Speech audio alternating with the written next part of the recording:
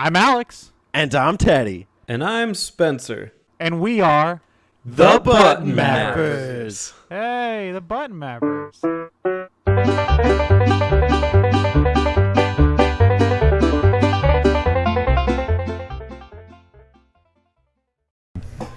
Welcome everyone to Game Talk, where we talk games and we talk games. And did I say talk games twice? I did. That was intentional.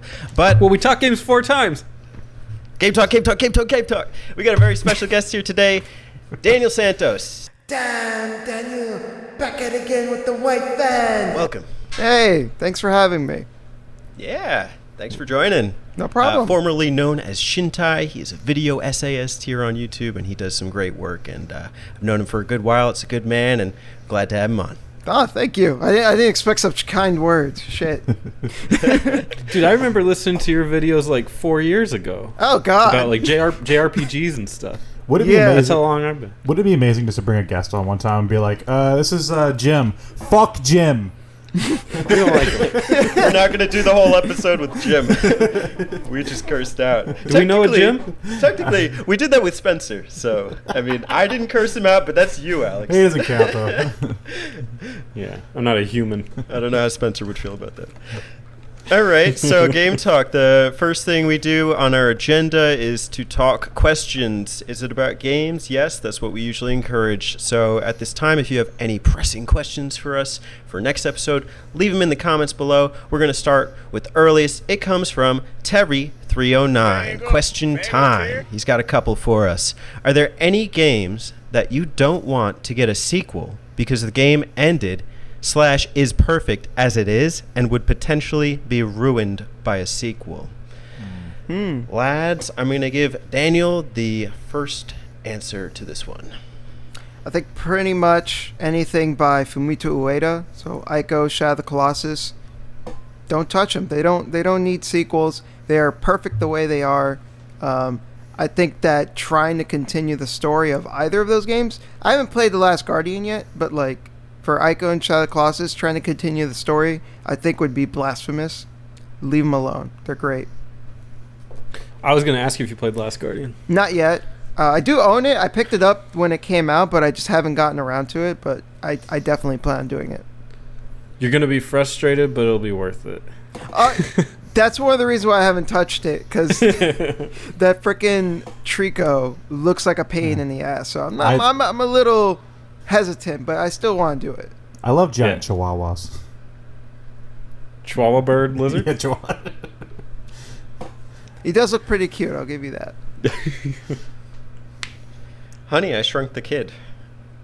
I walked around with a dog. No? Okay. I thought you were talking about the movie, because I'm pretty sure that had a bunch of sequels.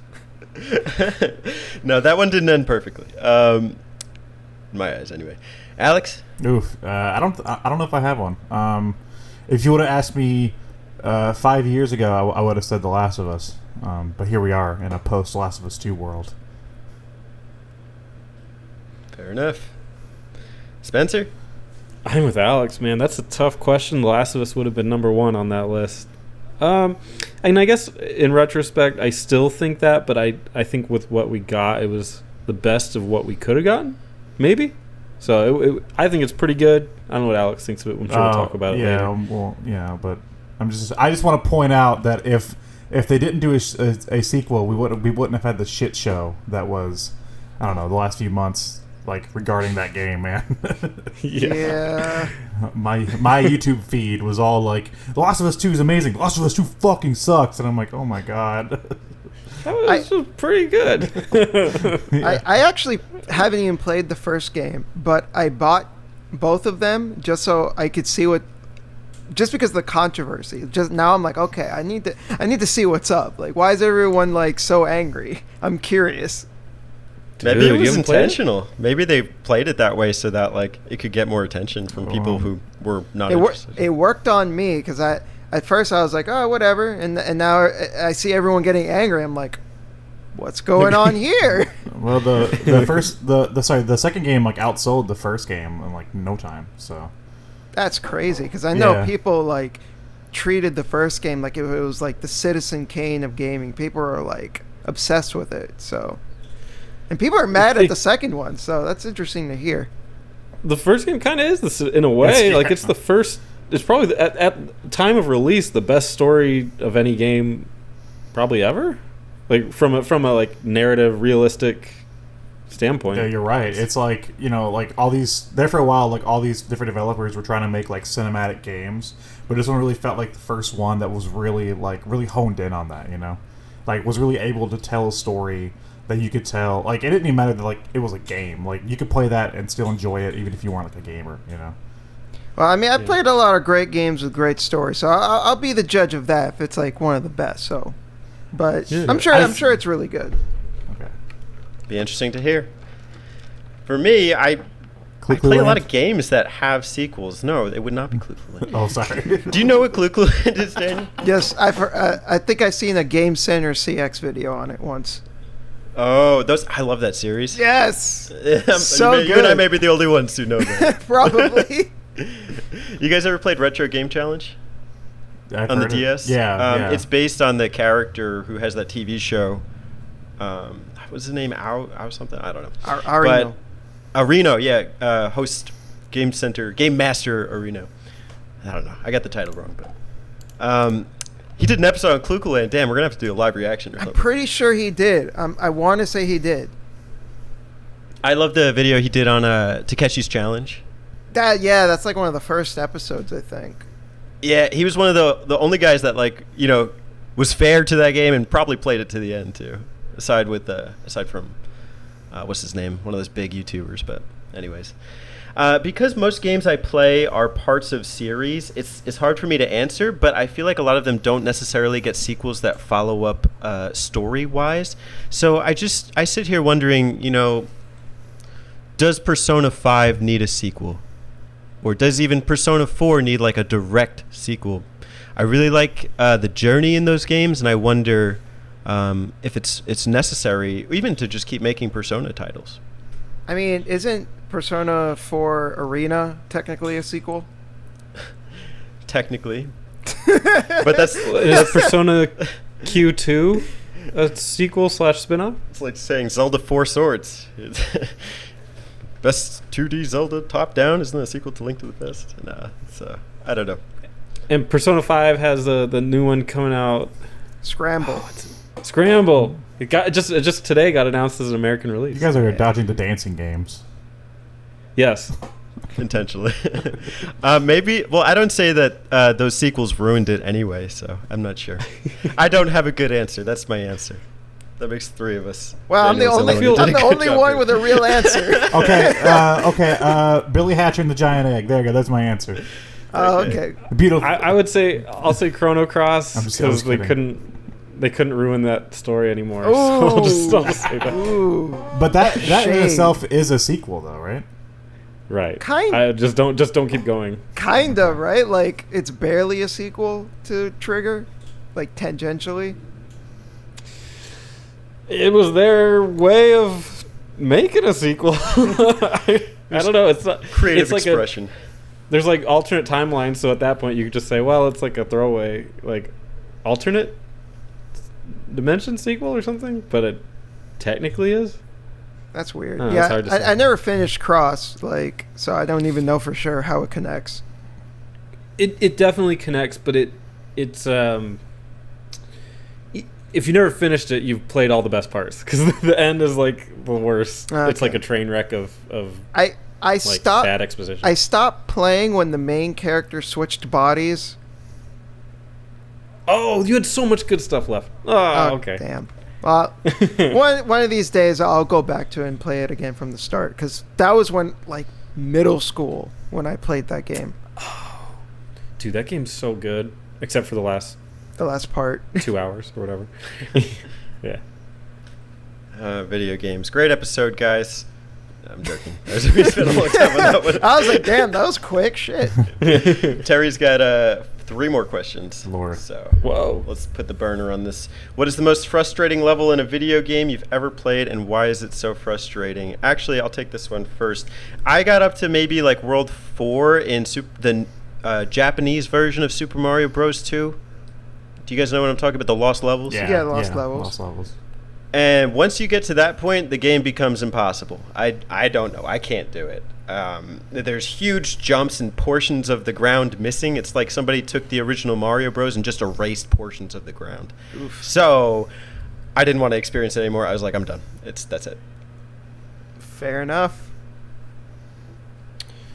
I would say, I don't know if it was like super frustrating. I don't know if I ever run into something that bad, but I will say in Metal Gear Solid, there's a part where you have to change the temperature of a card, and you just have to like travel across the map just to kind of stand there and then travel back. Oh yeah, I remember that part. You had to get the different temperatures on the card. Yeah. That part sucked. What the hell? It's just a stupid part, so that would be mine. I'm gonna say Spencer's favorite game series, Kingdom Hearts, the first one. Just the whole thing? No, Yeah. no, the Little Mermaid area. I don't know why they thought like underwater combat was gonna be a good idea, but fuck that area. That part sucked, and then they tried to fix it in the sequel. It's just a by dancing minigame. Yeah, it's just It's and then- stupid. that's arguably worse. Like, But it's not frustrating though because you can just skip it. Like in 2, you can just be like, "Oh fuck it, I'm not doing that's true. that." So, You can yeah, give it in that. The, Yeah. In the first one, you have to like actively like swim around, fight enemies, and also like figure out where the hell you're supposed to be going, because like, sorry man, everything looks like rocks. So good fucking luck. Everything's blue rocks. Yeah. Sucked. I guess for me, the entirety of I Want to Be the Guy. I don't know if any of you played that game. No. I've heard of it. That's like one of those like really hard games, like those like clickbaity hard games, right? Yeah, so I actually interviewed the creator because he's a pretty cool Whoa. dude. But yeah, that game is like ruthlessly difficult, and it's made to be that way. And like literally every screen of the game, it's trolling you. Like it goes out of its way to do stuff to like mess with you and to just kill you in the most frustrating ways possible. But there is like a method to the madness. Like it's a lot of trial and error, but like once you figure it out, you can do it. But like it is still like pretty damn difficult. Did you beat it? No, I tried. I tried, but like I think I got to the part where it was riffing on Ghosts and Goblins, and that's when I stopped. I was like, nah, okay, I'm done. Because not on top of riffing on Ghosts and Goblins, which is already a hard game, that asshole put the fucking Ninja Gaiden birds in that section. So it makes it even more difficult. I was just like, no, I'm done. Yeah. Would you play that on Steam? No, you can download it on his website for free. Oh. Oh, whoa. Yeah, it's a free game. So I was going to say that genre is picking up a lot of steam lately. Yeah, but it doesn't work. No, Nope. That pun Not doesn't in work this case. anymore. not in this Oh, case. the game. You can't download it anymore? No, you can still download it. It's just not on Steam.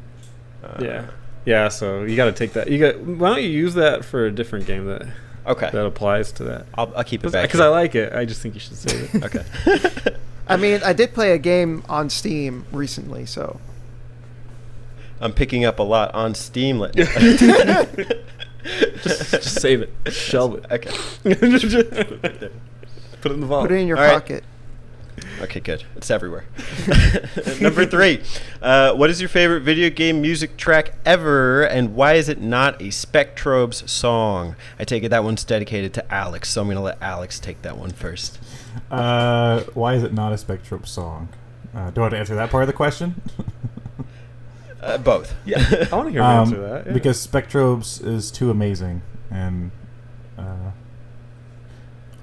that's it. You need a minute on the song.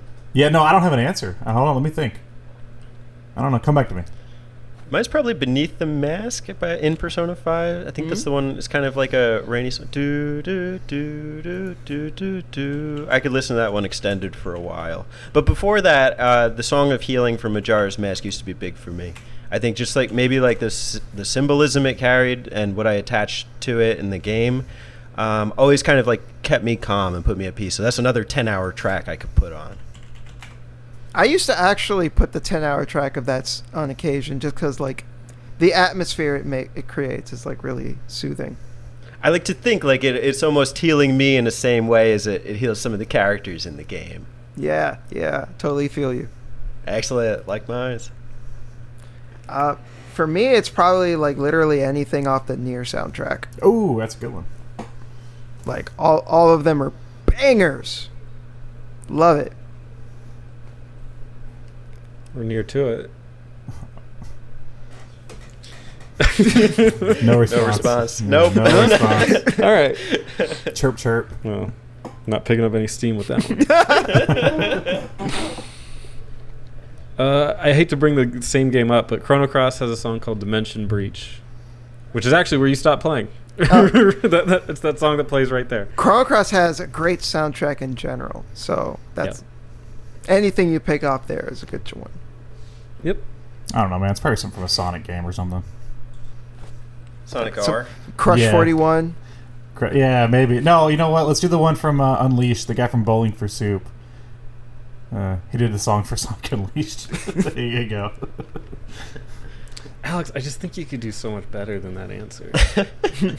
Sorry, I don't play 60, 80-hour RPGs. Fair enough. They're long as fuck. So. Come on, you didn't like the theme song where Aerith died? Yo, that's that's my favorite part of the game, you know? Wow. Okay, did you not like her? Yeah, that whole game I was like, man, I want Aerith to die, and then it happened, and I was like, whoa, yeah! Damn, We just finished it recently, Daniel. Yeah, that's messing with him. I really liked her. No, I was joking. That's Okay. We're team. I mean, Tifa yeah, I here. mean, she's, she doesn't stack up to Tifa, but who does, you know? Yeah. Dude, if there's one thing that I appreciate about the remake is that it reminded everyone, like, oh yeah, Tifa is the best. Like, shit. The internet has collectively gone, oh shit, yeah, she's awesome. Yeah, I can just see the boardroom meeting. They're like, we should make all these changes. Like, let's add a lot of detail to the sectors. And one guy's like, can we still make Tifa like really hot? Like, oh yeah, we're gonna do that. Yeah, don't think we're not. And they did. Yeah, they did good on her. Speaking of Tifa, Terry's got one more question, and it is, what is love? What? Answer this question with the entire song, please, or at least part of it. If you know the one, I want a rap. I refuse. On 3. 1, 2, 3. What is love? Baby, don't hurt me. Don't hurt me. No more. Open your heart! Wrong. No, you got that one wrong. Oh, sorry. Different song. Okay, thanks for the questions, Terry. We're going to move on. Next one comes from Vici Mashup. My question, if someone wanted to make a button mappers game, what type of game would it be? Ooh, that's a good question. I don't think I can answer this one. It would be a beat 'em up, and all we do is beat jokes to the ground. That's just like watching any episode. Yeah. Maybe it'd be like a quiz show, where it's like we ask our guests questions. I don't know, and then there's like 3 answers, and they're all ridiculous and wrong. I think it would be akin to Cooking Mama, but we'd be the Cooking Papas. The Cooking Papas. Yep. Cooking papas. All right, we can blend all 3 of those. Daniel, if you have an answer by the end of the show, then we'll let you. It's a beat 'em up quiz show cooking game. Love it. Sounds like Yakuza or something. Oh, that'd be great. It does sound like Yakuza. Okay, that's it then. It's a Yakuza game. And then It's Yakuza 7 or something. and Now every that time 7 you get, has been retracted from the and title. if you try to do karaoke though, the only song that plays is "Baby Don't Hurt Me." You know, Oh, we have a CD, the Button Mappers Bop. Button Mappers Pop. Button Bop, Kids- yeah. Kids Bop Button Mappers Edition. Okay, next question. The Itch Network. Oh my god, Itch. I love Toad. Someone's scratching. What game would be the best worst movie? What? Spencer, I'm not sure. Do you understand that question? Yeah, I interpret it as what game would be the worst movie, but also the greatest to watch. Yeah. Kind of like, Oh. if you need an example, like Super Mario. That already exists. It's called Mortal Kombat. Mortal Kombat is fucking awesome. That movie's great. Like, that was like my favorite movie when I was 8. Yeah. Pretty hard to watch now, but it's still No, it's very easy to iconic. watch now. It's so laughably cringe, though. It's probably a hard sit nowadays, but man, when I was 8 years old, that was like the best movie ever. Yeah, I love the theme music. Getting to hear it in the movies, you know, they did better than with Super Mario. See, Say like Mario Golf or something. My answer would be Katamari Damacy. Ooh. Damacy, whatever, however you pronounce it. I don't know how that would be a movie, but I guess that. Nor do I. I guess, yeah, I guess that's what would make it so bad it's good. Yeah, I just want to see how they turn that narrative of turning garbage into stars into something more. It could probably work as like a short film, like if it was like 20, 30 minutes of just like madness. Yeah. I'd be down for that. I want a full-length movie with Tom Hardy as the prince. That's actually good casting. Yeah. I would say for me, Deadly Premonition, because it already is a That's so a good bad one. it's good movie. So that just Turn down the background music a little bit, and you're good to go. no, crank it up. Over like everybody talking. What? Wow, Zach, this is a weird situation. And then when that one woman gets crushed by the fucking statue, and then everyone is like horrified, and then Willie comes to the door, and then the fucking saxophone starts playing. It's like, yeah, so good. That game's great. Love that game. My actual answer would probably be like Earth Defense Force. It'd be like a Starship Troopers style movie. Good pick. Without the satire? I mean, it'd be the satire would still be there because that's what I mean. Earth Defense Force is purposely cheesy. Well, Starship Troopers isn't. I know. Yeah. Yes, and I would also cast Michael Ironside because fuck yeah. Oh, okay. That was gonna be my second question. The Itch Network has a double decker here. Wait, stop, Teddy. You didn't answer. Well, Spectrobes. All right. If Mario didn't take off, who would be the Nintendo mascot? Link. Clue No. from Clue Land. No, Clue is not allowed. Not this early in the show. Game and watch. Just game. No watch. No watch, just game. Yeah. But I think it'd be Donkey Kong. yeah, it would be Donkey Kong. Hmm. I'm gonna say Wii Fit Trainer. The female They one. did that bad for that long, huh? Yeah. That could work. It'd be a good marketing campaign. Get all the kids to start exercising. All the Could you Nintendo's always could you capitalized on that imagine elder market. new Super Wii Fit Trainer Land? Yes. The best game. It's called Ring Fit Adventure. You have to do crunches just to beat the boss.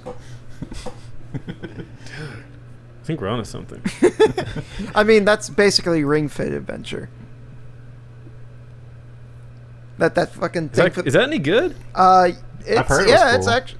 it is actually pretty fun. Yeah, I have the box up there. I've looked at it and I've been like maybe, but then I gotta like exercise. Yeah, you gotta run in place and you gotta use the ring to, do crunches and stretch it out and push it in, and it's pretty fun. Probably be great for quarantine. Yes, keeping fit in these trying times. I'll just stick to my Bop It. What's your Where is score? it, What's your Spencer? score on your Bop It? 3. Not very good. What part do you get stuck on? Bop it. Pull it. I see pull it and twist, but where's bop it? Where's Bop it? It's stuck. I can't press the button. I can't Bop it. Okay. All right, we got one more question here. Good timing. This one comes from some fella known by Majority. Sounds like a real classy fella. If you could only be known by one game or series, what would it be and why? And in parentheses, is it Spectrobes Alex? Well, they're really getting the Spectrobes questions today, aren't we? You've built this on yourself. Go ahead. I love it. Damn, it's that one's also a tough one. We got so many game series I like. No More Heroes. Good Thank stuff. you. Yeah, there you go. Yeah. You excited for 3? I'm very excited. Like, Yeah, boy. overly excited. Like, show me something already, please. We only got that initial trailer, and like every time they're about to show something, Suda's got like his big doofy face in front of the footage. Yeah. It's like I love you, Suda, but let me see the game. I want to see please. what it looks like. Show me the game. Show me He's just, anything. like, there eating a sandwich. Like, Yeah. I mean, that's good too. You know, some gameplay is appreciated. It's hard for me, because I have individual games that I like in series. Like I like Dragon Quest, I like some Zeldas, I like some Shin Megami Tenseis, but to say like I would want to be known just for like any of those seems almost false. For me, it's a series like I haven't really tackled in content creation for, but it's F-Zero. I really I would like to be like your go-to F-Zero guy, I guess, It's hard because like in my heart I'm like Majora's Mask, that game means a lot to me, but I think F-Zero GX it's kind of special to me too. I remember spending like a whole summer just playing that game and like, back in the day, and then I beat the story mode sometime like either last year or year before. So I could play that anytime. Go ahead. it must be rough being an F-Zero fan nowadays. Yeah. Teddy, how dare you take Spencer's pick? Oh, I did gotta type scramble. Spectrobes in the comment, but anyways, Spencer.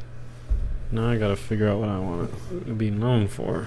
I guess it would have to be Chrono Trigger, I guess the What? series, or Dragon Quest. Dragon Quest would be cool. All right, and the last one goes to Daniel. I mean, I'm already known as the Tails Up guy. I can't help it. Like, it's already been done for me. Is that what you wanted? For a while, I guess so. But I mean, I don't think that's really the case for me nowadays. I haven't. I was gonna say I haven't done a Tales of video, and that's a lie. I actually did one like a couple of months ago. So, and I'm gonna be doing another one next month. So, but I mean, I'm okay with that. I don't really mind. It is a series I like a lot, so that's it's cool with me. I guess one day though, I would like to like be known as the Yakuza guy, which I kinda am a little bit, but not as much because I haven't really done any videos on it. So we'll see. Try being a Spectrobes guy. It's not easy. That sounds rough. Yeah, it's not easy being 8. I don't even think 8-year-olds played that game. So. Yeah, but you do. Mortal Kombat movie and Spectrobes. All right, that's the Q&A portion. We are now moving into game talk, but before we get there, just listeners, if you get a chance, leave a comment with a question, and we'll be happy to answer it next time.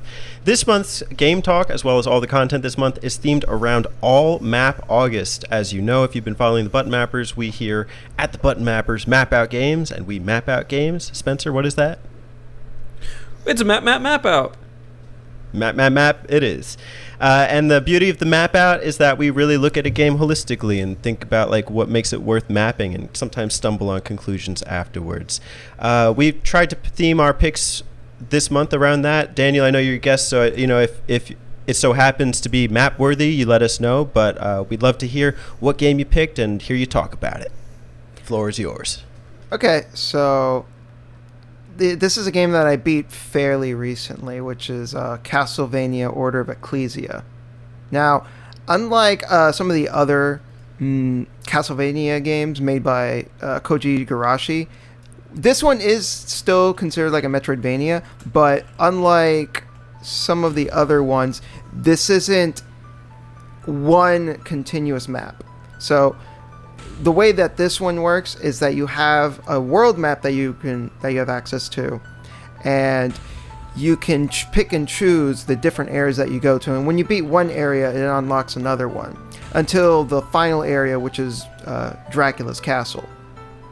Now, one thing I really liked about this approach to the level design compared to the other games is that I think it allowed for a different take to the actual level design. So the other games like Symphony of the Night, it was all about figuring out how all the different areas would interconnect with each other, while the individual areas were mostly pretty linear. And because this game makes it so that each and every place that you go to is its own self-contained area, there was a little bit more to to hide in the different locations. And I think it's not. I don't think one approach was necessarily better than the other, but I just appreciated the different the change of pace compared to some of the other games. I think Portrait of Ruin also did something similar, but it worked different in that game, in that so you had the main Dracula's castle area, and then you would go to the different portraits, which would lead into different sub areas. So you could kind of see Order of Ecclesia as kind of like an inverse almost. But I really appreciated that in this game that Dracula's castle, as you would expect, is the biggest map. It has the most places that you can go to, the most secrets. Something I really thought was cool was that there's a separate exit in Dracula's castle that you can go to, and if you do that, if you find it, it actually unlocks 2 more areas onto the world map, and those 2 areas are really, really tough. Those are areas that you're meant to go to after you've really leveled up your character. And I just really appreciated the creativity and thought that went into a lot of how these areas were constructed, and even just the simple use of you exit out of Dracula's castle a different way, and that opens more areas. Just stuff like that, I think made the game really cool from a level design standpoint. And I think that's all I have to say about it. I think it was an overall really great game too. So I've only ever played the console Castlevanias, the original games up to Symphony of the Night. That I've played some of the PS2 games, but I've never touched the DS or GBA games. They're awesome. All of them are great. All of them. Okay. Yeah, I played Dawn of Sorrow and really liked it. I wouldn't mind playing the other ones too. If you like Dawn of Sorrow, then you'll like Portrait of Ruin and Order of Ecclesia. The only thing with Order of Ecclesia is it is without a doubt the hardest of this type of Castlevania game. I wouldn't say it's as hard as the old school NES Castlevanias. It's not that brutal, but of the Igarashi ones where you can level up and explore and stuff, it is easily the hardest. Okay. I've played bits of Symphony of the Night. I don't have a good vision for this one. Is this is it a one territory and you find your way throughout the castle to these areas, or is it a level select, you get to the portraits and then there's the choices? So for Symphony of the Night, it's one large map. And the only other, the only time you do a transition is if you're trying to go for the true ending, and then it unlocks the inverted castle. Yeah, it flips, and right? So yeah, you have access to it's the same castle, but it's just upside down. But in Order of Ecclesia, the way it works is each of the different areas that you go to are mini versions of how the Symphony of the Night castle was constructed. They're just bite size, and when you go to the world map, you you have like the different icons of like caves and like a cathedral and a monastery, and you just choose where you want to go. And there's also the main village that you can go back to, and you could talk to the villagers there, and that's where you like buy items, and you could do like side quests, and they'll like reward you and stuff. How would you say that it stacks up with the Castlevania series as a whole? Like, is it better than, like, I guess the question for everybody on this one would be, where does it stack up compared to Symphony of the Night? See, I love Symphony of the Night, but I think Symphony of the Night is just slightly overpraised. Like, it's still like one of my favorite games, but I would say that most of the Castlevania games that have come out after Symphony of the Night have kind of built upon what Symphony has already did, and I think did it better. Like, I'm sure it's blasphemy for some, but like I prefer Dawn of Sorrow because the animations are really smooth. You have a lot more in your toolkit. There's all the souls that you can get, and I think Order of Ecclesia just might be the very best. Ooh, interesting. Cool. So I like one thing. I really love the challenge. Because that is one complaint that I do have about these games, is that they can be a little too easy. Even the new game Bloodstained that came out, which is like basically a spiritual successor, that game is also too easy in my opinion. Even though I loved it, it's a great game. A little too easy. Order of Ecclesia, it doesn't hold your hand. It kicks your ass, and it has a lot of like creative stuff in it. Like, I think it has a nice balance of how it handles some of its like its unique system. So like you have like this glyph system, and it's similar to the soul system in Aria and Dawn of Sorrow, where every enemy has a soul, right? But in Order of Ecclesia, it's only certain enemies drop glyphs, and the game makes it very clear when an enemy can leave a glyph. Like you'll kill it, and you'll see like an effect. And sometimes the effect will stay, and then you can absorb it.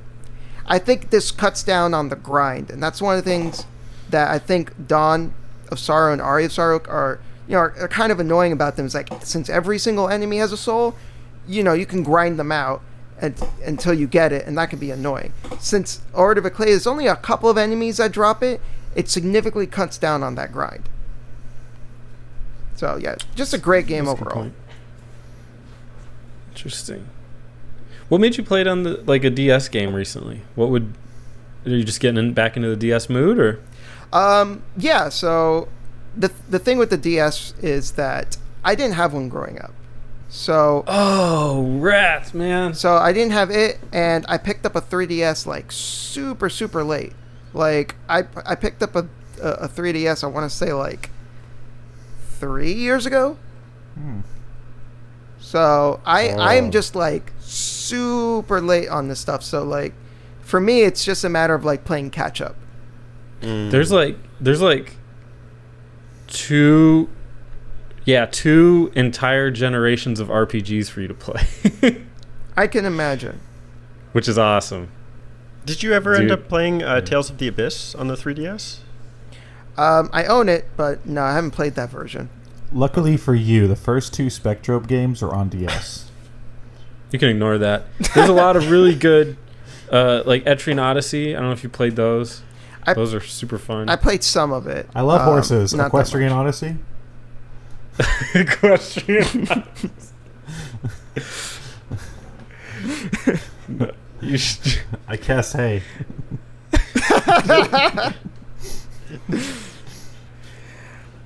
I mean, it's basically Persona Q. So if you play that, you'll play it. But it's phenomenal. Teddy's going through. Yeah. No, I haven't played Persona Q. Gosh, I mean, I would even just say like, I don't know so much about Persona Q. I've dabbled a little bit, but Etrian Odyssey is awesome because you use the stylus to draw the map as you go on the adventure, and it's very like old school, but still kind of like tries to modernize. They make story modes with like, full CGI and stuff. I think it's great though that you're opening up to the DS library. The DS has a lot of hidden gems, and Castlevania is definitely one of them. So. Oh, definitely. I would say like all three Castlevania games on DS must-owns. Awesome games. Yeah. You heard it here first, folks. Button Mappers exclusive. Little bit of trivia too. Did you know that Alucard, he's a popular character in the Castlevania series, spell his name backwards? It's vampire. He was a vampire. Wow. Yeah. My alphabets, I was taught all wrong. Yeah. Yeah. Did you know that it's not really Simon Belmont? It's Simone. Like Gurren Lagann. Yeah.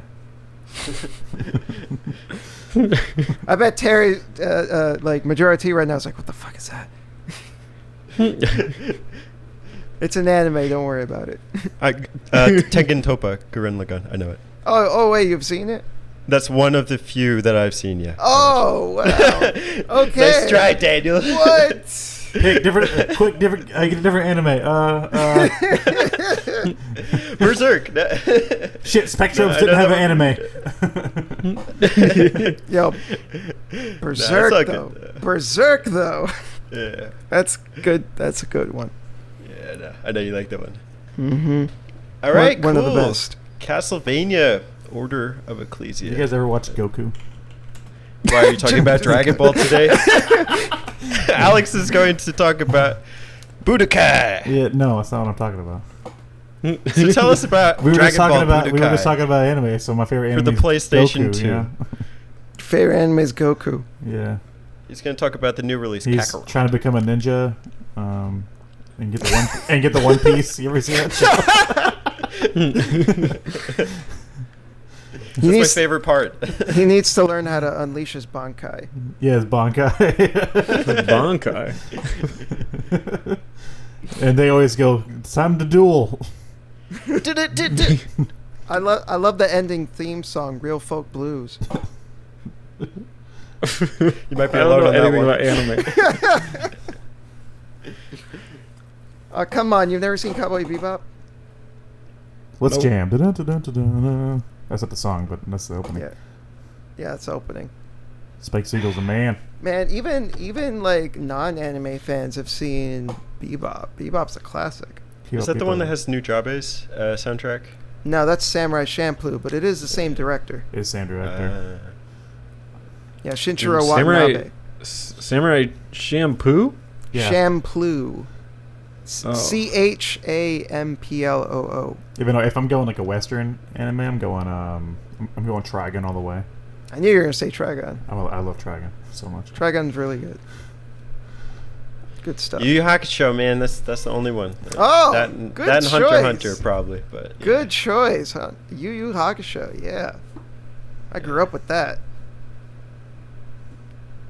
Classic. Times. I think Spencer. All right, we got 3 more games here. Let's get to it. No more anime. No more Spectrobes. Oh, plenty of Spectrums. All right, Alex and Spencer, pick. Who's going? I'll tell you what, I usually go after, but we can mix it up if you Spencer. want. If you can guess what kind of game I played, you can go first. What kind of game? Yeah, what genre? What a great deal. Platformer. Nope. I get to go first. Oh shucks. I played an RPG. Get out of here. Was it turn-based? Yes, technically. Wow. Well, not really. No, but Are you double it's dipping? close. Are you? This will be the first I'm not double double dip. dipping. I'm not double dipping. I played Mega Man Battle Network, and I've been playing it for months.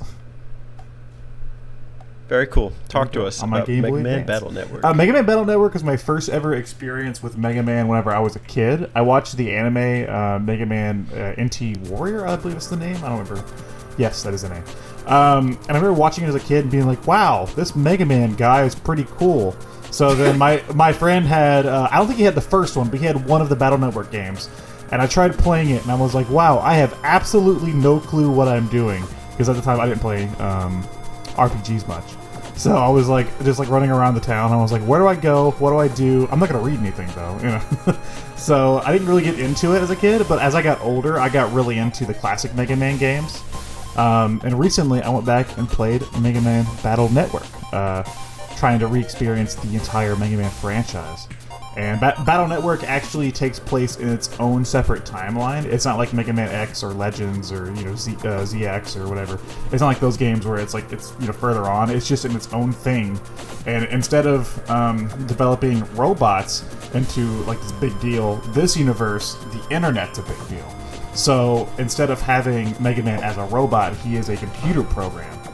So you play as two characters. This boy named Lan, and he has a NetNavi named Mega Man EXE, which he uses to navigate the internet. There's an evil corporation called WWW. It's very clever, right? It's a World 3 run by Dr. Wily. Big surprise there. Basic Mega Man trash there. And basically, it's like playing the game is sort of like going through episodes of an anime. Things don't really tie together much in the beginning, at least.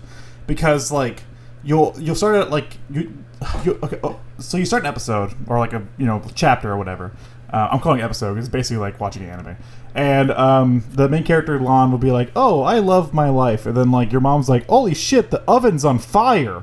What's happening?" And you're like, "Oh, there's a news article. Like all the ovens everywhere are like exploding for some reason." So you'll send Mega Man. I don't know how this works into your oven via the internet. I don't know why you need the oven to go on the internet. And you'll take it out from the inside to like solve problems. And it's basically how like each episode works. It's like, oh, this thing is happening. Go into the internet and solve it. But there is like underlying plot threads. Your dad is like a scientist and stuff. And I don't know. It's just a really neat way to do Mega Man that like I hadn't seen because I've played so many of the classic platformers. And also the gameplay is this is where you got me because you said is it turn-based. In my mind I was like yeah, but it's not really.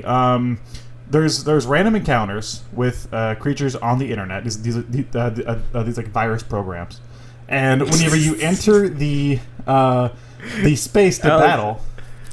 Oh. What? Have you ever had random encounters with creatures on the internet? That was worth it. Okay, whenever you enter the battles, you're on like a grid, okay? It's like you have like 9 spaces, the other side has 9 spaces, and you have these chips. Your chips basically act as your attacks, your heals, whatever you want, and you keep the chips and your stuff, and it kind of like randomly gives you a chip each time. So during the battle, you have to move around the grid, dodging enemy attacks. You have like the random Mega Man pea shooter. You can shoot the enemies, get their health down, and then whenever you're allowed, when you're like whenever the time's ready, you can pick one of your chips to use. So in a sense, it is turn-based, but there's also a lot in there like action-wise to keep it like feeling like you're playing like a standard Mega Man game where you have the little pea shooter and you're like dodging attacks. So I would say it's like an odd mixture of both. Like there definitely is still some like waiting around, getting your attacks and stuff. But I think it has just enough there to keep it from being a turn-based game. But the combat itself is actually pretty fun. Each of the different enemies have like a different attack style. So one will like break the tile on your side, so you can't move around as much. One will affect like a certain amount of tiles, and you really got to like think like, oh, I'm spawned in with these 2 types of enemies. This one's going to attack me this way. This one will hurt me this way. Let's which one should I take out first? And what chips should I use? There's a lot of strategy to it. It's not just aimlessly like blasting the enemy with your pea shooter. Other than that, I don't know. It's a pretty simple game, honestly. It kind of reminds me a lot of like a Pokemon-ish game where it's just kind of made to like, I don't know, be a product in a sense, like to sell the anime, to sell the toys, to sell whatever. But there's a lot of charm though. Mega Man. Should have picked that anime. Was there a Mega Man anime? Yeah, there was. Yes. Well, there's been a few, but there was one based on the Battle Network series. Yeah. The story always reminds me of like Astro Boy. Not this one. Okay. Different universe. He's a computer program. Different internet. It's more focused on the kid. I guess think of Mega Man as his Pokemon. Mega Boy. Mega Boy. Yeah, Sorry, I remember there was an OVA called Day of Sigma that was tied to like the Mega Man X series. It Yeah. took place like before the games. So that was a cool little like anime short. What makes it map worthy? Oh, I think it's just the fact that it has like these episodic, like kind of like I was saying, it's like broken into like miniature stories. I think, and I think that would really work well for a map out because it's the the very short and digestible stories, and there is like one big thing in the end, but that means like we don't spend the whole time trying to remember all these plot details. Then Final Fantasy VII map 1 and 2 happens. I think it would work really well. And they made 6 of these fucking games. Like, I've only played the first one. I have 5 more games to track down, and they have a spiritual sequel on the DS. That's the Star Force games. So That's a lot. That's a lot. Yeah. So yeah, the series was very popular in Japan. I know here it was fairly popular because, like I said, I watched the anime and I had some of the toys. I remember I had some of the characters that I didn't know who the hell they were. I was like, who the hell is Proto Man? I was like, who's this? Then I was like, oh God, who's Proto Man? Yeah, but I was like, I was very young, so I was like, oh, it's a Mega Man toy. I love this. And then and then as I got older, I was like, oh, I know who these characters actually are now. Oh, you're making me feel old. Yeah. What would you say? How would it? I kind of asked Daniel the same thing, but how does it rank with the other Mega Mans? Because you're playing through all of them, right? Slowly, yes, over time.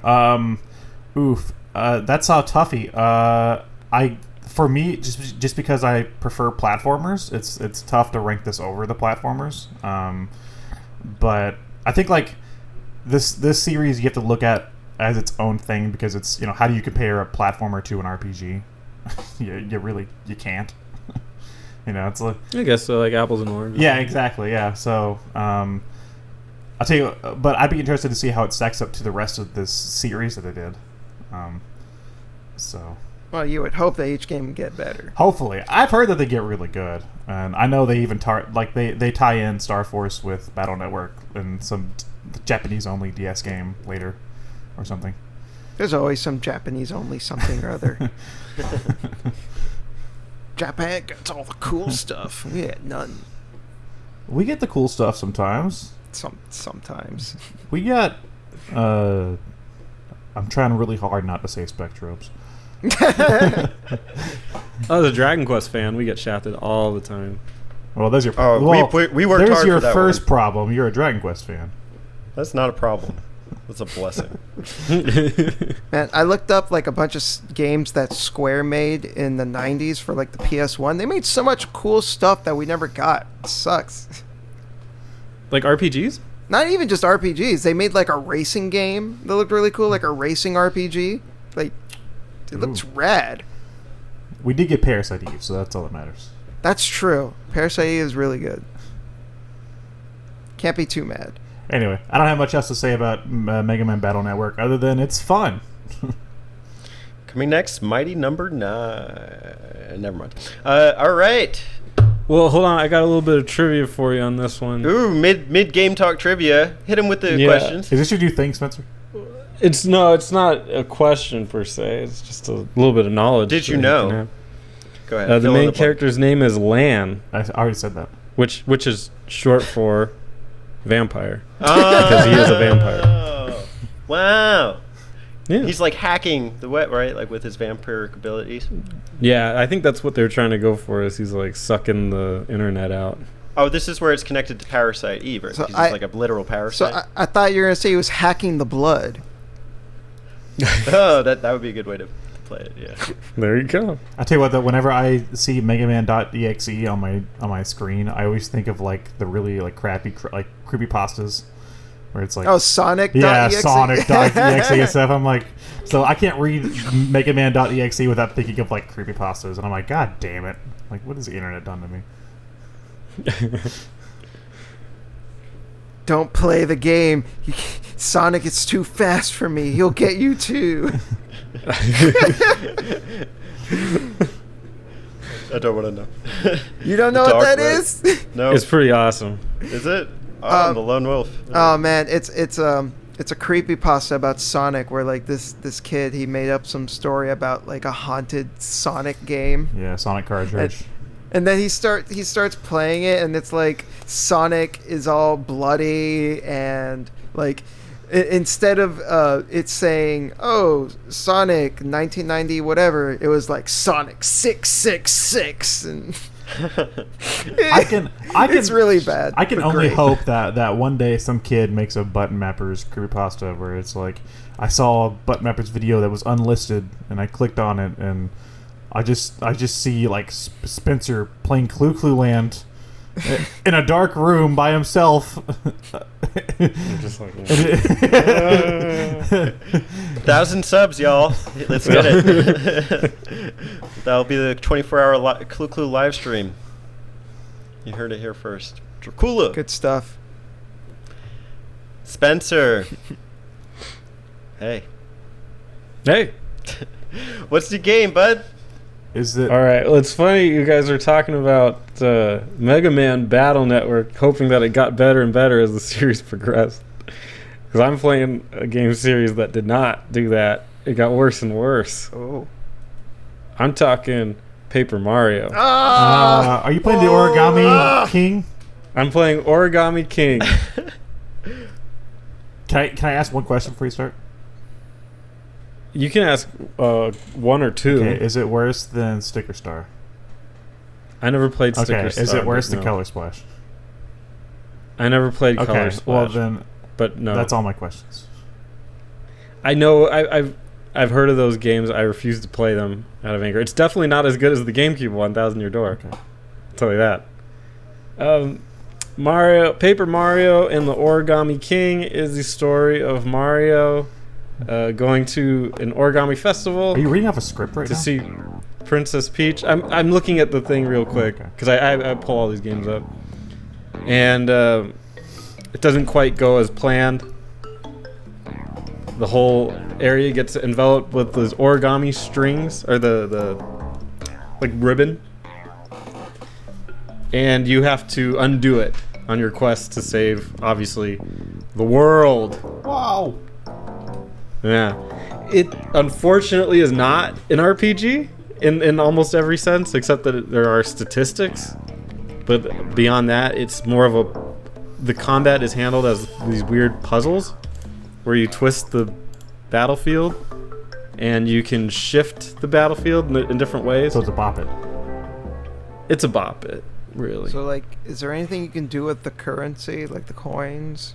Not really. Yeah, you can buy upgrades and you can buy items that break, and you can buy like mushrooms and stuff like that. Like you can heal with stuff, but really the combat is just puzzles, and almost always if you do the puzzle correctly, you won't take any damage. You just kind of resolve it right there in one move. That's where it's supposed to be fun. I will say I'm not done with the game, and I'm not very far in the game, but already combat is to the point where I avoid it wherever possible. The boss fights handle a little bit differently. They handle where the boss is in the middle and you're on the outside, whereas normally you're in the middle and all the enemies are on the outside. So it's kind of interesting. But what keeps this game fun is the world. Because just like other Mario games of this ilk, the world's very explorable. Like there's a lot you can do. And you can fill in holes in the ground with paper. And it tells you when you've done it to the entire area, which is kind of nice. And just lots of secrets. And then the other benefit is the writing, which in these kinds of games is always super good. And this might be one of the best examples of it. Wow. The writing's really, really strong in this one. Okay. And it has to be because the rest of the game not so good. Needs a little bit not so good. If you were looking for an RPG, this is definitely not it. Do not play this for that purpose. We're never getting another one. We're never. It's done. It's toast. Sorry, Paper Mario. You got burned. Don't tell me that. All the Paper Mario fans, they keep getting burnt. Well, did you guys... Okay, sorry. I don't want to interrupt Spencer. But I'm done. Okay, I saw a video, I'm sure, by... Was it Arlo, was that his name? The puppet dude? Who just babbles about Paper Mario every 5 videos. he did one recently where he was reading an interview with the main guy who who directed Origami King, and the interviewer asked him like, "Hey, do you know that like fans want like the first two style games back?" And he was like, "We're focused on new experiences." So yeah, it's like they even know, and they're like, "Yeah, we don't fucking care." Well, there's a famous quote that I really like. It's by Sonic. Gotta go fast, right? No, it's not that. Oh, damn. It's definitely not that. It's by Ford. I forgot his first name, but the guy that made the cars. Yeah, you can get it any color you want as long as it's black. Is that what you're talking about? No, that's not the quote. The quote is, if we give people what they want, then we would be making faster horses. Which I admire that quote. Because, yeah, like, people want RPGs. They say they want them. I would kind of agree with them that maybe making a straightforward RPG kind of... And I know Paper Mario isn't exactly a straightforward RPG. But making something like that again wouldn't maybe make as much money, but I do question what they do end up with. Like, the stuff that they do with the Paper Mario series just never seems to work after they made the RPG. Like, on one hand, I can appreciate, like, oh yeah, if we just gave people what they want, we'd have faster horses. Here's the thing, though. On one hand, yes, because of innovation, we have cars, but these cars don't work. Right. They're busted cars. So give me my faster horse instead. At least that works. Yeah, that's my big conundrum with it. Because, like, I admire that they try to do something. But, man, after 3 goes and just, like, missing every time, it's like, come on. Like, change the pitch back. Yeah. Get the old guy back in. But I will say the world is really cool. And they did a great job with that. It would just be great if you could fight. Is there an actual story? Because like that was one thing I appreciated. Even Super Paper Mario, which was like not a RPG, it was a platformer. Even that game had like an interesting story and world and characters. Oh yeah, there's a story. It's pretty good. Yeah. Just kind of I mean, it's the gamey kind of thing. Go to the different areas and resolve the thing to fix the thing. It's getting the ribbons untied from the castle. Okay. It's cool. And again, I'm not done with it, so I can't tell you how it ends or say that stuff. But just from what I've played at this point, the highlight has to be the world and the writing. What did you say was the worst part? The combat. The combat, yeah. Isn't it sad when Mario plus Rabbids has better combat? Dude, Mario plus Rabbids was awesome. No, it's like, who expected that shit? And then they're like, Paper Mario game on Switch and this. Yeah, and it sucks because, like, the reason Paper Mario stopped being an RPG was because of the Mario and Luigi games. But the company that makes them are gone, so... Yeah. We're not even getting that. They did, like, a remake. It was on 3DS. That was about it. They did 2 remakes. Okay. The Bowser's Inside and the okay. Superstar. And I really love the writing of Superstar. For you to say that the writing's maybe the best, that's a bold claim to me. If it's I better like than Superstar as Superstar. well. I was curious. You've talked about Paper Jam before on the 3DS, and that it's a game that you really like in the Mario and Luigi series. What was done right there that was not done right here? Well, Paper Jam is more Mario and Luigi. It's basically a Mario and Luigi game, but they put the Paper Mario character in there, so it's got good combat. Okay. This one doesn't have it. Yeah. Really, I mean, if you look at this game as not an RPG and look at it as an adventure, then it kind of works. I just wish that there wasn't so much, because clearly the combat in it was meant to be like the thing that keeps the game going. So that would be an RPG. If they didn't have so much of that, it'd actually be pretty awesome. But the combat is constant, and it's really more annoying than anything else. Well, and the adventure angle is probably what they're going for, because they want to appeal to a broader audience, and I guess like thinking like trying to put my Reggie Nintendo thinking cap on. I know Reggie's not a company anymore, but I love Reggie. Just thinking from that perspective, like they have like Xenoblade Chronicles. They have Fire Emblem. They have Mario and Luigi. I guess why do we need another RPG series? Let's try to sell Paper Mario as this fun adventure game for anybody. But it really does just shit all over the fans that like the first two games a whole lot, because it's it'd be like if they took F-Zero, Teddy, and they were like, we're bringing F-Zero back, but we already have Mario Kart as a racing game, so now F-Zero is a billiards pool simulator where Captain Falcon's gonna play a nice game of billiards. Oh, Yeah. Jesus. It'd be like that. It'd be like, well, okay, that's not what we wanted at all. It's like Chibi Robo's Ziplash. It's like, we didn't want this at all. Feels like a These slap are in the not face. isolated incidents. We're getting, hey, Pikmin. We're Fuck getting, it! Don't say it! I did. I said it. There you go. That was for you, for dissing F-Zero. I didn't diss F-Zero. I was saying Nintendo would. Because they you would. made it pure F-Zero pool. No, but that was an example of what they could do. I know. Couldn't Pool make F-Zero a better game? Because anything would make F-Zero a better game. Couldn't they try? I'm pressing the eject button, but it's not working. Alex, reset. Reset. I gotta go all the way to Arizona. I think he meant in the sense that there is no F-Zero games right now, so literally anything would be better than nothing. I still wouldn't say that, man. Again. No, Metroid Federation Force. That one shit the bed. Ah! No. Yeah. Well, just like There you go. Teddy There you said, go. I mean, Leave that taste in your mouth. I've been waiting. Yeah, that game felt like a slap in the face. Ugh. Oh god, it's like no Metroid for years, and then here's Federation Force. No, screw you. Give me a Metroid game. Well, And then they released Samus Returns, which was really good. the same thing. thankfully. I've been waiting for Pikmin 4, and they've even been like, Pikmin 4 is almost done, and I'm like, is it really? And then hey, Pikmin came out, and I'm like, oh, dude, fuck this. This is not what I wanted. This is not a Pikmin game. Oh yeah. Spencer, is Paper Mario Origami King on that level?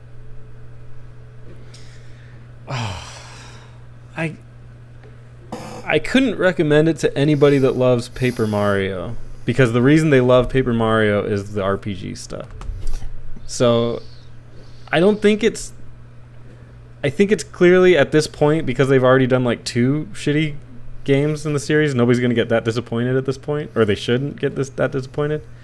So knowing what you're going into, it's probably okay, but certainly the RPG stuff is done. That's out. I always find it funny when people say oh, gameplay doesn't matter in RPGs. Clearly, this is evidence that it does, because they took out the RPG stuff, and people hate these games. So clearly, it does matter. Yeah. And they're aware of it. That's crazy to me. I'd like to see how well this game sells. I'd be curious. Well, I ain't buying it. Yeah. Put my money down and keeping it there until they make an actual Paper Mario game. Then they can have my money. Dude, they could do so much cool stuff with Paper Mario as a platformer. They did in Super Mario. Yeah, but I mean, just keep doing that. Why? That game was really good for what it was. I know, at that time, there's still a lot of fans that were like, it's not a RPG, but at least that was okay, but maybe it still had action RPG elements, and they were oh, maybe it's just one spin-off and then they'll go back. They didn't. So now now it looks kind of bad.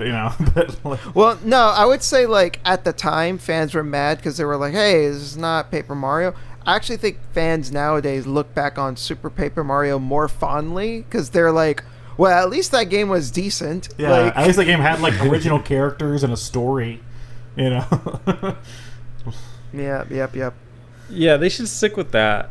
They should just kind of kill the because it's really deceptive when they keep just doing Paper Mario. It really seems like they're going to do an RPG, and they kind of dance around it but never deliver that. Yeah. It's kind of evil, kind of sadistic. It blows. It kind of blows. It gets me steamed. They really folded their deck, their The hands. Steam joke an hour earlier. Oh, no, that went over my head. There about an hour I've never ago heard that when you before. said that Steam joke, I was calling back to that. I'm a gaming elder, so like Oh. I don't retain a lot. All right, Paper Mario: The Origami King. We have- Not a kingly game after all. Well, the three of us have played handheld games. The Switch counts. So Teddy, what do you got? All right. Well, it's funny. Daniel talked about, not putting money down for the Paper Mario game, but I know that this is a game he's happily put money down for, and that is Yakuza Zero. Yes. Yep. I was very encouraged when I knew you were coming on to go ahead and get that last stride in, so I beat it about 2 hours ago. For the record, this is the first Yakuza game I bought. It's the second one I beat. And I've come to appreciate this series. It's been a long time coming. With these games, I actually started this one in 2017. This is the first Yakuza game that came out on the PS4, so it's the first like modern console one that came out. So for that reason alone, I think it's very much map worthy. I think a lot of people own it, are aware of it, because it was the first to really start this Yakuza line. Now we see like the Yakuza games are like every single one of them is on PS4, and now they're getting Steam ports too. Recently, Yakuza Zero came out on Xbox One, Yep. and this is really a fascinating game. For the record, I have played Yakuza 6 first. That was Oh, interesting. Interesting choice. reason being is I love Takeshi. So when I saw he was like one of the star actors in Yakuza 6, I was immediately like, I gotta play this game. So He was great in 6. He was like one of the best characters for sure. very well portrayed and well characterized to the end. So I really liked Yakuza 6. There were things that it did leave me desiring, but I was still reminiscent about my time with Yakuza 0. This was about 3 months ago. I beat Yakuza 6. We did a Game Talk episode on it. My girlfriend joined for that. So listeners at home, you can go check that out. With Yakuza 0, it's a bit different from what I understand the core Yakuza standards are, because you have two main characters, and one is the staple Kazuma Kiryu, and the other is Goro Majima, the crazy looking guy with the eye patch.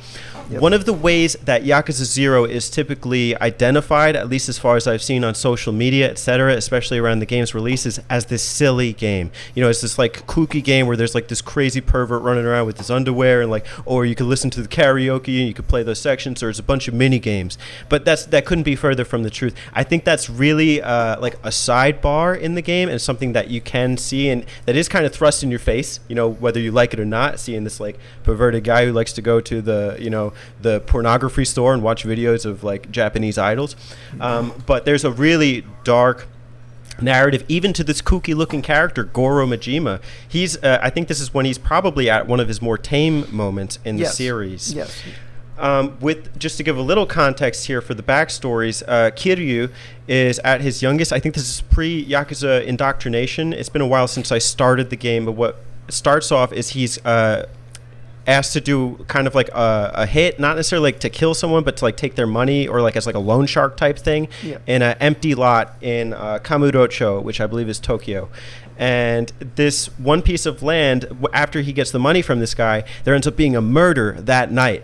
And one of the Yakuza clans ends up trying to pin the murder on him. So a lot of this game is Kiryu trying to find out what happens and clear his name, and he interacts with all the Yakuza families at this time. With Goro Majima, it's kind of a similar story in that he's working his way back into the Yakuza, working at a cabaret club, and he's asked to do this hit on this Makoto Makimura character. And once he ends up meeting this character, it ends up becoming more complicated than simply following through with the hit. I really like both narratives and how they intersect, and also the end product. I found that it was like really a very satisfying story from start to finish. I didn't necessarily forget things. They also have a lot of these episodes stored by the time that you see them, so you can go back and rewatch them afterwards. And I think it's just, there was like 17 chapters. Each one is so action-packed. The characters are so well-defined, and it was just, it's the precursor to the Yakuza series. And a lot of people, I know there's argument over, do you start with 0, do you start with 1? Regardless of where you start, you're walking into a great game, and I think it's very much map-worthy. But I'll pause there and let you guys question or talk or whatever. Teddy, Yakuza Dead Souls is not on PS4. No, it's not. I just PS4. wanted to correct you. It's Thank you. it's on PS3. Right. But mainline games, we got all the mainline games, so that's huge. I mean, we don't really need to talk about Dead Souls. It's fine. Okay. We don't talk about that one. Thanks, Daniel. Appreciate you taking my side here. I love the Yakuza series, so it brings me great joy to hear that you enjoy Zero. And the thing, because you brought up about how Yakuza has this perception of being like, oh, hey, wacky, kooky, and you were bringing up like, no, that's not actually all there is to it. And that there's actually like a really serious and very gripping and gritty narrative between Kazuma and Majima. And I've been meaning to make a video about it, but like that's one of the things I love about Yakuza is that it's able to like toe that line between, you know, absurdity and like grounded mobster drama. And I think that one of the ways the game is able to do that is most of the silly stuff is optional. If you want to see that silly stuff, 90% of it, you have to do it on your own time. But the story, it takes itself very, very seriously. So because of that, Yakuza does a great job of making it very clear to the player when it's time to mess around and when it's time to take things seriously. Well, and I also think the quote unquote silly sections keep the games from being too, I don't know, too dry almost, too, you know, just like too much going on with the drama, with the story. I find, I haven't played Zero, but I find playing Kiwami, it's fun. Like I find it to be a lot of fun after I do like some more of the serious story segments to go mess around, just because it's like you know, a nice break, a nice, you know, change of pace. And also, it's very smart on their side of things because that gets a lot of viral attention, and I think helps to draw in a lot of people. Like, oh, I heard this is a really kooky game, and then they start playing, and they like really start to understand, like, oh, this is a really, you know, good stories, you know, good characters. Yes. And then, you know, so it's kind of like a, you know, it's kind of like bait. You know, it's like, oh, come play this kooky Japanese game, and then you get in there, and you're like, oh, this is actually really good. Yeah, I agree. Yeah.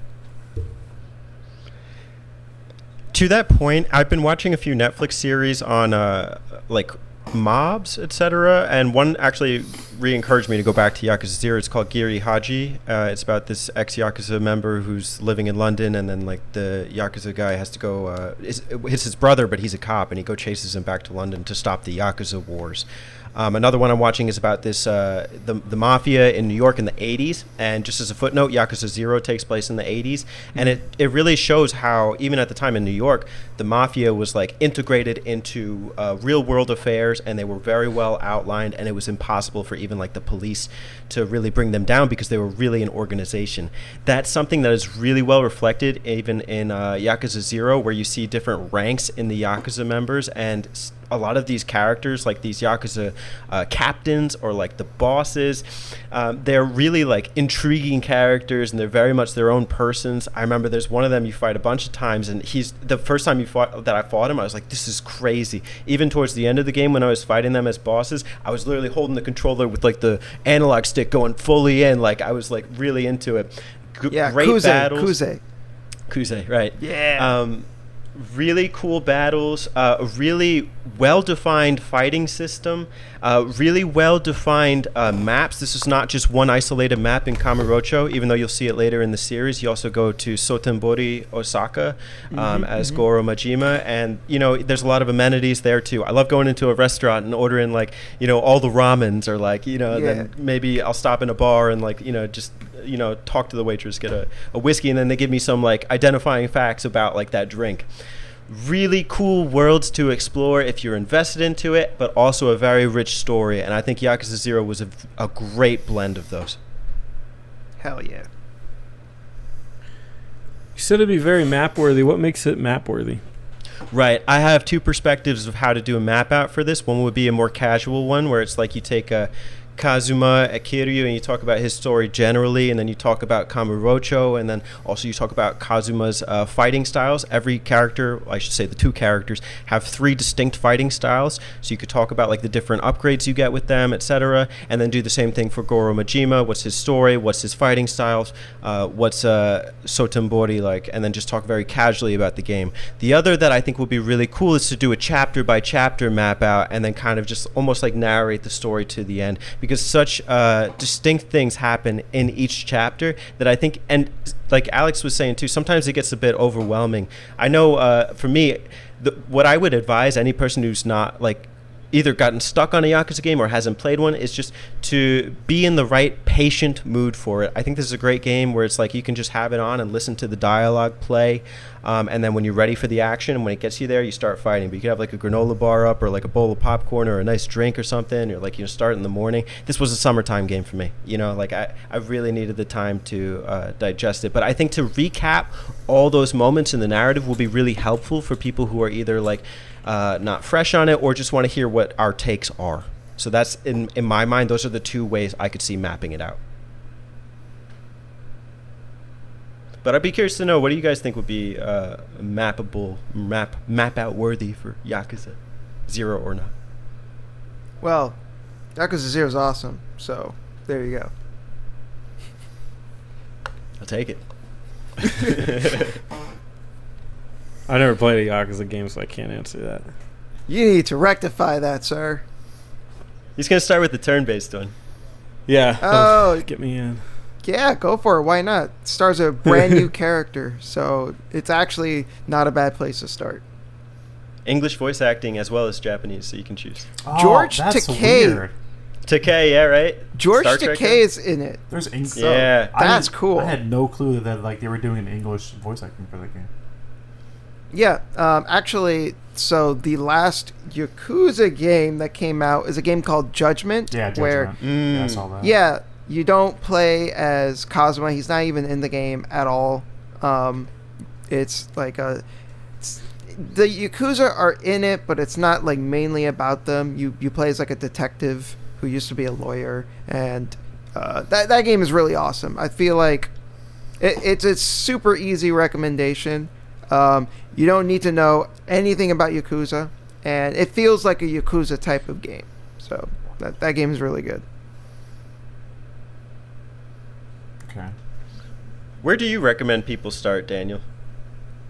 So I think, like I said, Judgment is good, but that's technically not really a Yakuza game. It plays like one. It even takes place in Kamurocho. It's kind of like a spin-off in a weird way. But if you want to know how to get into Yakuza proper, I'd say Zero is a good place to start. Either that or Yakuza Kiwami, which is a remake of the first game. That's what I'm playing right now. Yeah. So I'd say either way is a good place to start. I feel like Zero and Kiwami are kind of like 2 sides of the same coin. So I feel like playing one and then going back and playing the other, like in either order, works. And then after that, you could play Kiwami 2, which is, remake of the second game.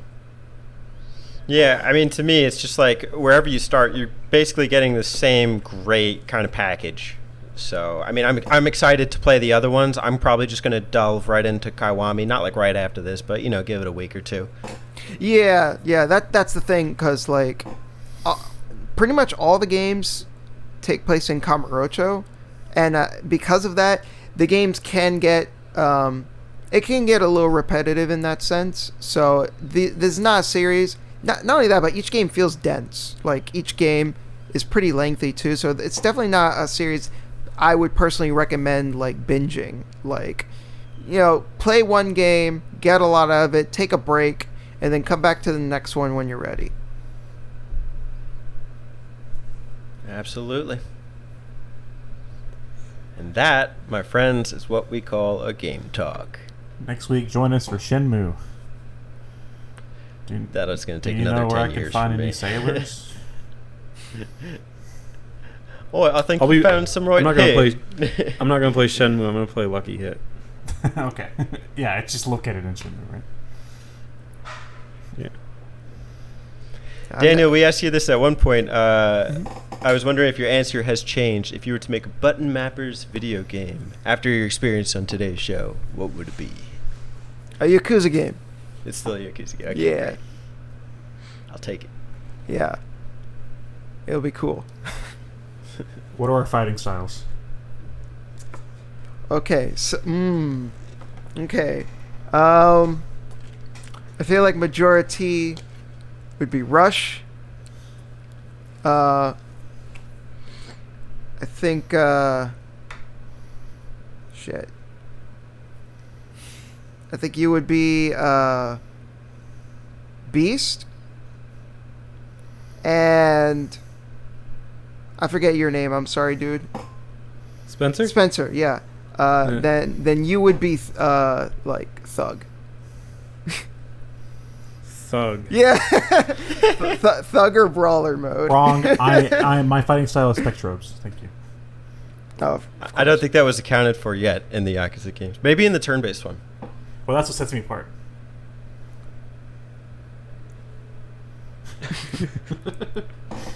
I'm gonna get so sick of this joke.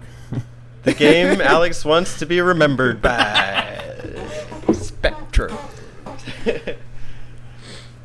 Alex, I want you to pitch Spectrobes in a Reggie voice. I want to like actually gain like a Spectrobes fan base, and then they're gonna be brokenhearted when they figure out like I've never beaten a Spectrobes game or anything. You know, I've only played the one on the Wii. So you're gonna be like, oh, you're not really a Spectrobes fan? No, Damn. No. When we map it out, I'm just going to sit here and eat popcorn and be like, love that level. Was that a Spectrobe? I'll play Spectrobes with you. Yeah, let's do it. Is it mappable? I don't know. I'll send you a copy on DS, and then I'll get myself a copy on DS. Yikes. The Spectros map out. That's the real one we gotta watch out for. What is a Spectrobe? It's like a Pokemon. is it? Yeah, it's something that it's like space. Yeah, it's like a yokai, right? It's like a creature. It's a robed specter.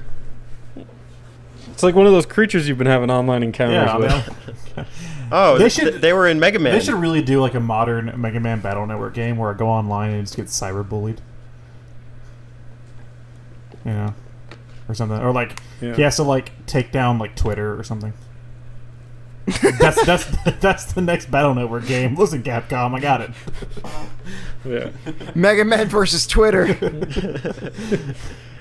Epic crossover. 54 different pronouns, and they're all coming to kill you. Oh no, you've got some toxic discourse coming your way. Sign my petition. We're trying to take down the Sonic fan base today. Cancel Sonic. The final boss takes place in within Reddit. It's perfect. No, the final boss is Mark Zuckerberg. Yeah. And He's I behind it I all. have to summon Tom from MySpace. Yeah. And he like turns around like he does in his profile picture. That's a special summon. Did you see that picture of that dude with like surfing or whatever, and his face was all white, and he's like tall and lanky, like a weird, I don't know, Wow. Sasquatch or something? Wow. It's a weird looking dude. Okay, in an RPG, which CEO of a social media platform do you pick? Reggie. That's not a social media platform. Reggie wins all though. That's I'm sure GameStop has some kind of social media They'll thing. have one soon. It'll be Reggie net. Reggie.net. Reggie.net. Dude, I'll take Mark Zuckerberg every fucking second. That guy's on top of the world. Yeah, I don't know. I gotta stick up for YouTube, so I'll take Susan. No, you're picking Google, man. Screw you. Screw Google. You know, the YouTube is our platform. Okay? Hi. Only because we have nowhere to go. We're sponsored today by YouTube because that's the platform we upload to. Yeah. Oh shit! No, what about Bezos? Because he owns Twitch. That's Wait, kind of- does he? Shit. I didn't know. Amazon?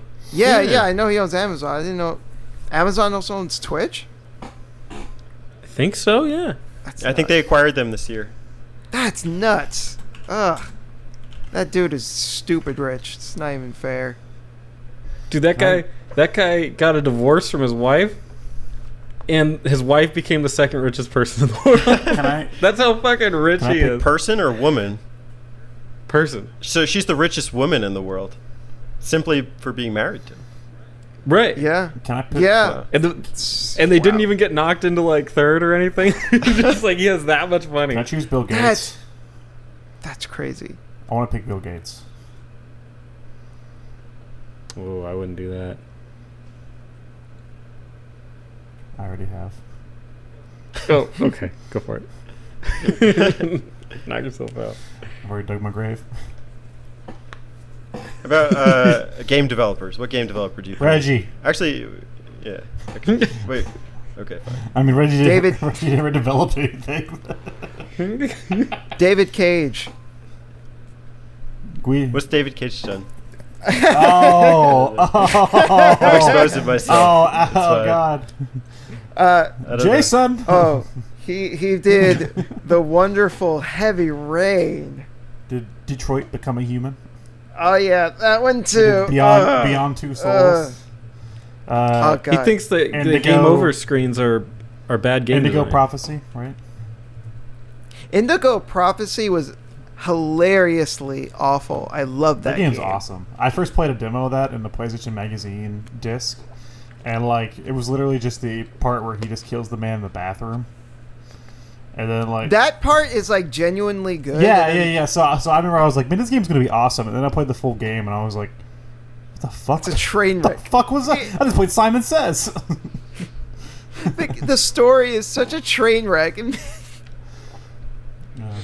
Anyway, So you're saying what game developer would make our game? No, to put on your Like- party, Oh. on your RPG party. Guichi Suda. All the way. Can't go wrong with Suda 51. If you just show me some damn gameplay. It could just be game person responsible for helping make a game. Dude, I think Reggie would be the right He choice, didn't man. make a game. Sure he What did did. he make? Yo, you should have a Fling Smash. Then didn't maybe he produced something? just you should have Hideki Kamiya. He'll block everything. There you go, perfect. Yeah, but then he might block you Yeah. if you try to question him.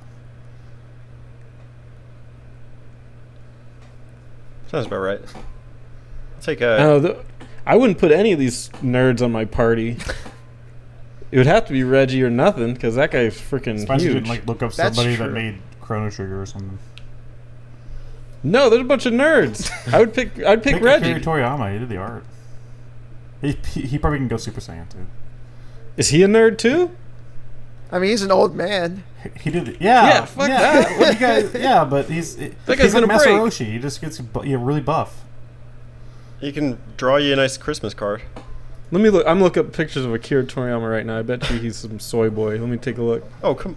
Sorry, but you're dissing the guy who does the artwork for your favorite And game. Dragon Quest and Dragon Ball and other stuff. Blue Dragon, I think. Well, I'm saying I'm dissing him in him being my in my party. Yeah, but he For- created the most for powerful combat. character of all time, Goku. So, therefore, he is the most powerful party member of all time. I'll take the Banjo Boys.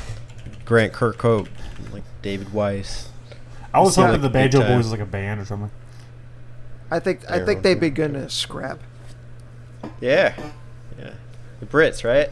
Yeah. Yeah. Just get them Like- drunk first. Yeah, they can hold their own. Yeah, he looks all right, I guess.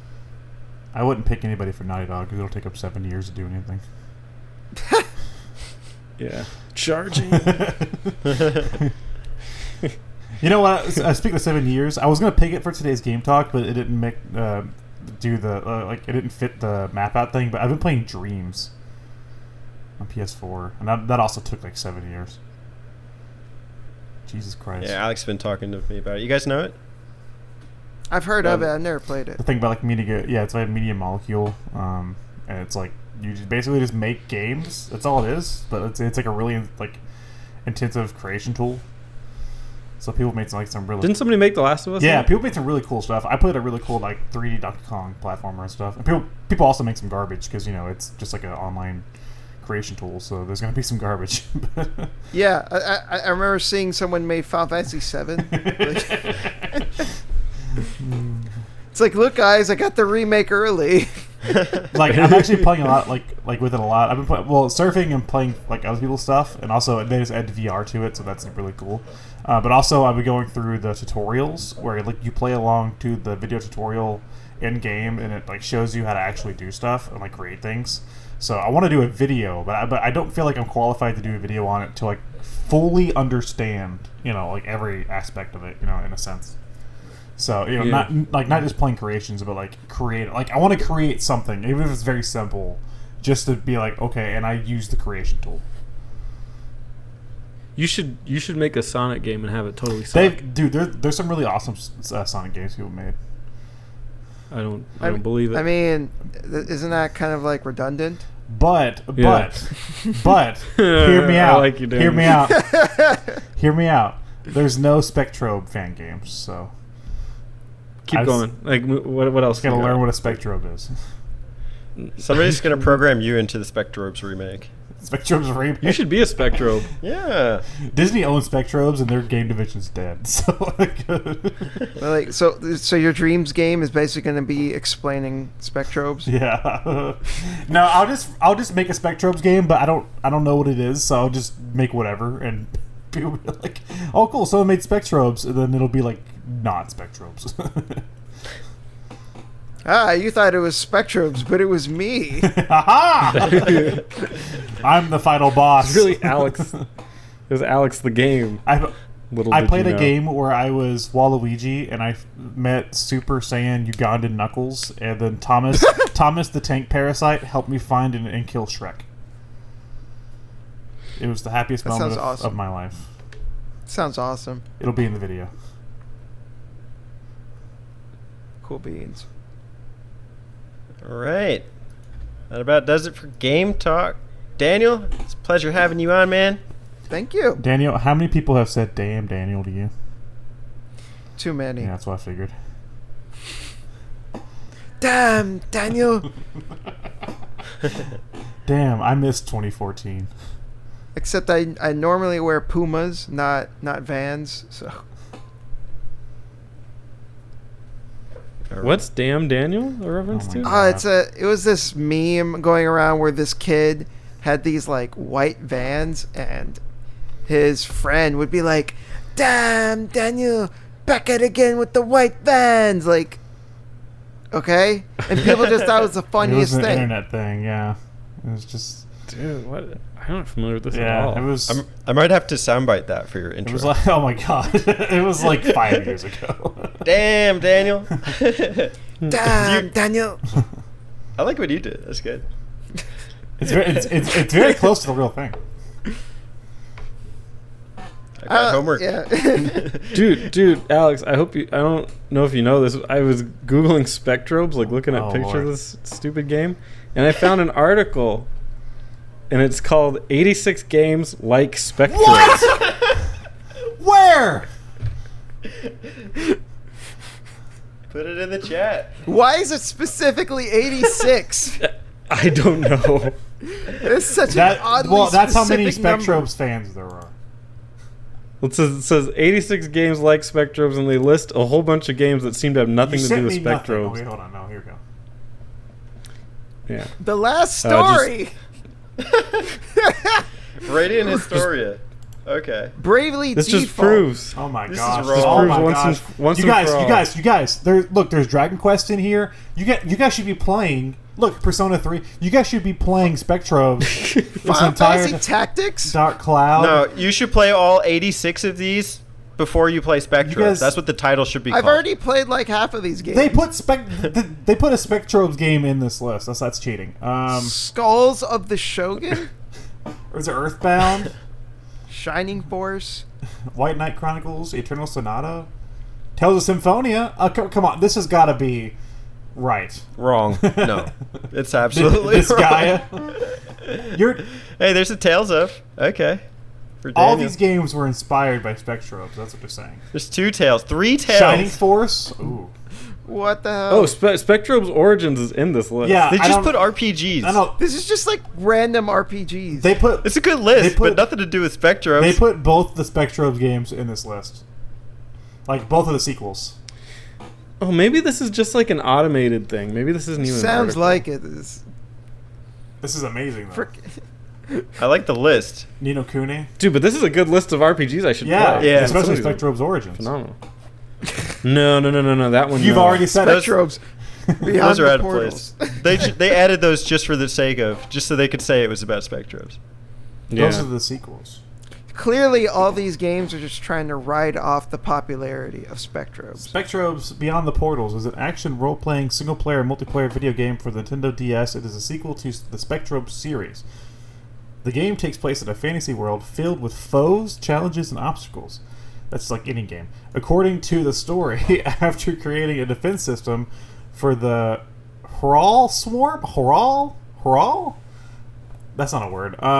Swarm, the protagonist named Rallin, I don't know, who is a police officer. See, he's a police officer. And his sensible partner named Jenna, I don't know, it's also not spelled right, have enjoyed several months of space. Wow. Oh, sorry, peace. Wow, this game already sounds like it sucks. Well, whatever, man. This game sounds like the best game ever. If you guys are ready for Spectrobe September, let us know. We'll be opening it with a game talk of all 3 Spectrobe games, and then the last 3 episodes will be map outs for all 3 Spectrobe games. Well, I kind of wanted to slow fade on the part where you read the description, but since we're about here, just want to say thank you, Daniel, for coming on. It's Thank a you for pleasure. having. Absolutely. And to the listeners at home, go check out his YouTube channel. He just surpassed 10K. Way to go, man. Woo! Woo! Thank you. That's superb. Here's to the next 10K, Hell yeah. of course. Thank you. All right. Cheers, ladies and gentlemen. Let us know what you thought of the episode, and we will see you with more Button Mapper content to come. Spencer, play us out. Da-da-da-da-da-da. Da-da-da. Dun-dun-dun-dun. That's from Deadly Premonition. Yep. I was expecting go. more columns. Hey y'all, don't forget to subscribe to them button mappers.